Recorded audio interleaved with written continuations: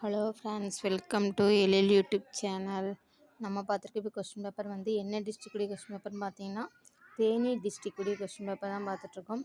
என்ன மீடியம்னு பார்த்தீங்கன்னா Tamil medium, 7th standard maths second midterm. போன வருடம் நடைபெற்ற ஒரிஜினல் கொஸ்டின் பேப்பர் தான் பார்த்துட்ருக்கோம். மேக்ஸை பொறுத்தவரை ஸ்லோ லேர்னர் பிள்ளைங்க எல்லா யூனிட்லேயும் லாஸ்ட் எக்ஸசைஸில் 1 மார்க் கொஸ்டினாக இருக்கும். அதை நல்லா பார்த்து அதை மட்டும் நல்லா செஞ்சு பார்த்தாவே போதும். நீங்களே 20 மார்க்ஸ் கேட்கல. ஏன்னா 1 மார்க் கொஸ்டினே பார்த்தீங்கன்னா 20 மார்க்ஸும் கேட்டுருக்காங்க. டியூப்ஸ், ஃபில்லப்ஸ், மேட்ரிக்ஸ் சேர்த்தாவே 20 மார்க்ஸ் வந்துடும்.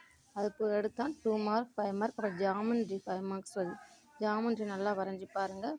புக்கில் எல்லா யூனிட்டையும் பின்னாடி ஒன் மார்க் கொஸ்டின் நல்லா பாருங்கள். ஸ்லோ லேர்னர் பிள்ளைங்களுக்கு சொல்கிறேன். அது மட்டும் நல்லா செஞ்சு பார்த்தா போதும், மேக்ஸில் பாஸ் ஆகிடலாம். அதுக்கடுத்து பார்த்தீங்கன்னா நம்ம பேஜில் அப்லோட் பண்ணியிருக்கேன். எல்லா டிஸ்ட்ரிக்டில் உள்ள கொஸ்டின் பேப்பரில் உள்ள சம்மை மட்டும் நீங்கள் செஞ்சு பார்த்தாவே போதும்.